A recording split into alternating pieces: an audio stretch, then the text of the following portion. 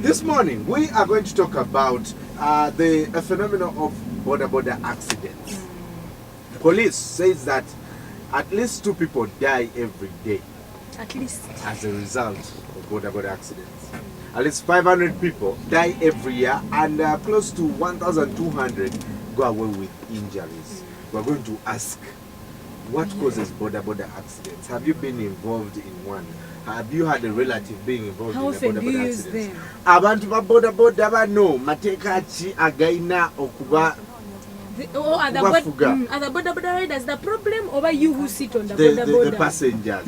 I'll probably start by asking who has been involved in a Boda accident or knows someone who died or got injured as a result of an accident. Right? Who has heard of anyone?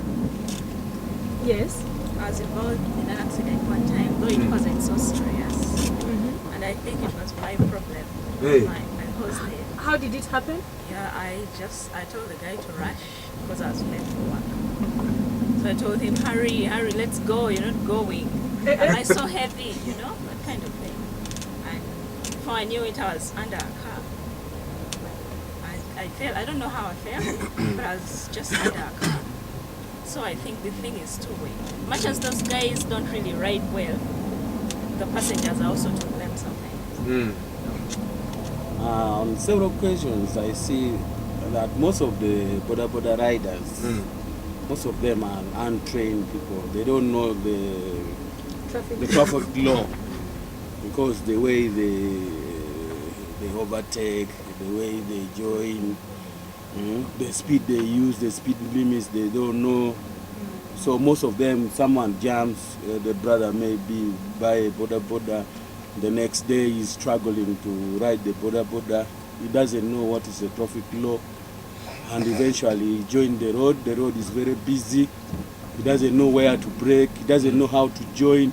He comes in. So, yes.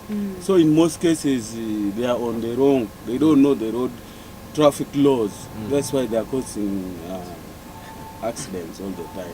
Do you know any particular Boda man who has done a very stupid thing and said, now this one, must have gotten a Boda yesterday? Yeah, even, okay, one time I was around Makere there. I was also driving. So when I was joining the road, a Boda guy came in front of me, and I happened to hit him. But I think because he was on the wrong, he just took off. He took off. So you didn't hit him so I stopped to wait and see the way forward. Yes. Okay, maybe what was about Boda accidents, just that those Boda riders are always not serious, that they are not trained, and they always like dodge these jams, dodging the jams. Like someone yesterday we were coming in a taxi like on a road, and someone was over speeding, and he actually knocked our taxi, just overriding. He was overpacked, had 3 passengers on the Boda. Yes, and then I was surprised. Can such a person riding such kind of people, and then over speeding? Nekati, Rachukid for example, to even be 2 people Boda, which mind, because for me I think 2 people is already overloading the Boda. Because now that's 3 of you. And some of people like saving. Oh, saving they save money, but they take and Boda. If you're 2, that's 1.5. Why do you think there are very, very many Boda accidents? Except Very many Boda accidents are increasing just because of untrained people, untrained riders, and that there are no rules that are put there to guide them. Another thing, they're under influence of ganja, Sometimes they have ganja on them. Because the way they ride is not normal. Madam, how do you know that? No, you can tell, really, you can tell the way they ride is not normal.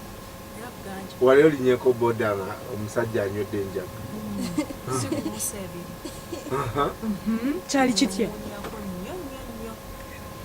nera ebintu byabayogera ne speed gyabakutwalamu abakuvuga bubi agwa mu binnya akola biki emotoka wagiraba agiyita eno n'agyetoolola n'agidda eno. Well, if you're just joining us at Cynical SMS, go to our Facebook page, Minibus Uganda, tweet us at Minibus Uganda, and be a part of this discussion. Lawrence Niwabine is the head of traffic in Kampala. Let's take a look at what he has to say about this. And when we come back, we'll ask the people here what should be the guidelines for border riders. Should they go to a driving school, and how are you going to guarantee protection for your children in the case of border is a necessary evil, but how do you control the accidents happening? Take a look at this. These accidents are self-inflicted.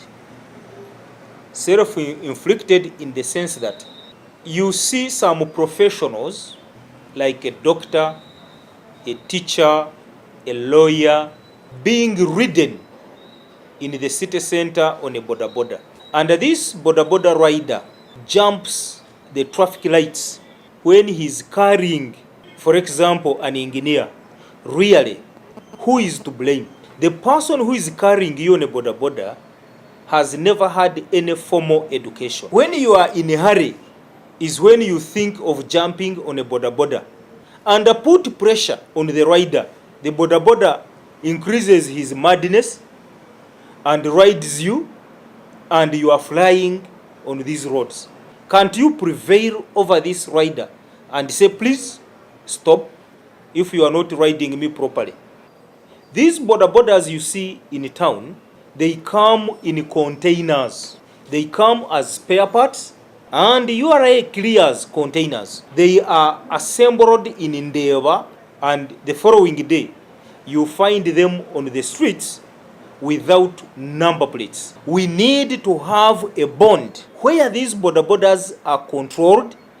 Any boda that gets out of that bond should have paid taxes and properly licensed. The operations of boda is not controlled. They enjoy a free zone area in their operations. We need really to identify these motorcycles. When a motorcycle from Natete crosses to Nakawa, the public should tell. We need really to ensure that these bodas do not enjoy a free zone area. They should operate in restricted areas, and they should be controlled and their movement monitored.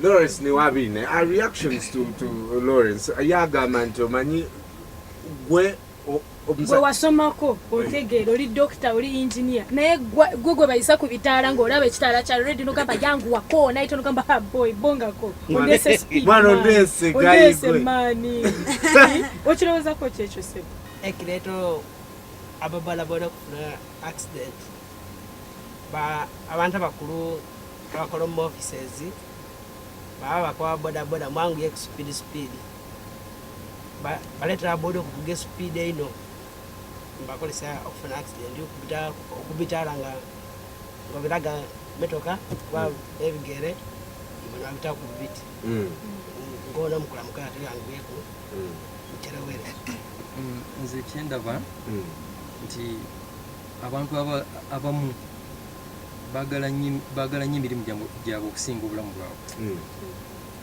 kati bw'oba ng'oyagala nnyo omulimu gwe abasinga obungi batya nti owa bodaboda singa amugamba nti yita ku kitaala tayimu ye gy'ayagala okutuukirako ejja kuba yeeyo kati bw'anaakirinda kubanga abamu batya okulinnya takisi tejja kuyita ku kitaala. Then secondly mwagambye nti lwaki omuntu waba agenda owa bodaboda tosobola musaba driving permit. Buli muntu alina waliwo ebiti ebyenjawulo buli muntu alina obuyinza bwe bukoma. Kati omuntu talina buyinza busaba waki owa bodaboda waliwo authorities ezigisupposed omusaba ki kyogamba kati nga passenger oba oyiseewo olina okukoma exactly oba oyiseewo tosobola kugenda wa musawo n'omugamba nti ddaga qualification z'oli kunkuba empiso naye ng'oyingidde ku stage osanzeeko babodaboda nga mukaaga waliwo gwolaba ayambadde helmet ayambadde reflector ng'olaba mbutuufu oyo omusajja alinga ategeera kyakola ayambadde helmet alina buli kimu olaba ng'olaba waliwo bateeka zino pamiti mu maaso wano other permits agiteekawo ng'ogiraba omulekawo otya n'okwata ono ali mu ka vest ngataddemu ku shades awo acyowe nga tomanyi waali zesirabangako alina pamiti n'agiteekaawo era zibeera mu nsawo traffic emala mubuuza ne balyoka bazijjayo okujjako ogaa nti waliwo etteeka eryafulumye balina ozzambala like oba identity cards. Bodabodas are necessary evil. Tuzeetaaga kuba jaamu yo bambi weeri naye tukoze tutya okubeera ne bodabodas naye ate nga tetufuna accidents ennyingi ennyo the way it has been sebo. First of all nze kyendaba kulira rules baagala okukola nti agenda okuvuga taxi bagenda kuba nga bakwagaza PSV license kati n'aba bodaboda gavumenti etandike kuba kati kubanga yali temanyi nti accidents zijja kuba nnyingi kati etandikirewo etandika okumanya nti kakati nti abantu balina okutrainingibwa ng'ogenda kuvuga ki bodaboda kubanga nayo eri mu kiti kya motoka bw'oba ovuga bodaboda it's not like a bicycle where you just come and start riding. Ebiseera ebisinga obungi bw'omuba muvuga bwe muti bodaboda nga muli kukubona gwowo osobola okugendera amateeka bakuvuma oli musiru oli wuwo okola ki olowooza somebody olaba ebintu ebityo kubanga kenali nvuga okekaali kapya nagamba olowooza teri kaddiwa oboda omugamba ojja kunsula gamba bw'ogenda kugwa wekaweka gomanyiza kwendi wayogera. Yeah, that guy told me that. Finally, we have to restore a lot of these people. They don't have this road discipline. We have to restore a lot of road discipline in them. But when you reach the light, you have to stop. When you are joining, you have to do this. You have to be instructed. Most of them come right from home to the road. They don't know that the road has regulations. Yes. They don't know road regulation. They should be taught. Nice time.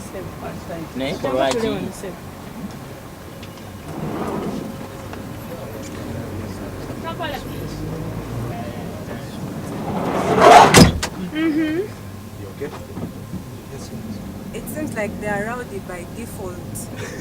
As in, once you get a boda to ride, you just start being like that. So I think they should be trained, as in should be for you to ride a boda. The way we are registering our phone numbers, those boda should be also registered first. Then you get it. Also, you have a number such that we can easily, trace you. Sebo, thank you for coming. Otusanze nga tuli wano tuli kumpewo. Tunyumya ku boda accidents. Nga tubuuza how should we reduce boda accidents mu Kampala? Kuba zo nnyingi baabo. Mpozi nga basuusi factory ne basooka ne bayimiriza obabwe ne bagamba boda tuzisazeeko. Basooke ba stopping factory. Resolution eyo nga nkambo. Ono ayagala kuba mubagobi. Basobola okukitandikako. Of course tosobola kuzimbalawo wabula ozikendeeza. Kuba bw'ogamba tumalewo accident ekyo tekisoboka mu nsi yonna tekiriyo. Wabula ekikulu kuzikendeeza. We asked you on Facebook, Muloza, Zirintusa Mike says, produce boda accidents, strict rules should be put in place. They have to wear identification uniforms. More emphasis should be put on the management of the respective stages so that whoever causes an accident is tracked down and punished according to the traffic laws of Uganda. Hamsaja Dukaku stage. Prince Mike Muksa says we need to seriously start respecting these boda people and in return demand that they respect themselves and others as road users. The inferiority complex they are subjected to has contributed a lot to their irrational and chaotic behavior. Abantu ba boda tubajoga nnyo so nabo munnange bagamba wayi kasate bampa kitiibwa. Messages nyingi. They are all over 70 comments. Go to Facebook and also add your comment, but also go to Twitter and tweet us and tell us what you think about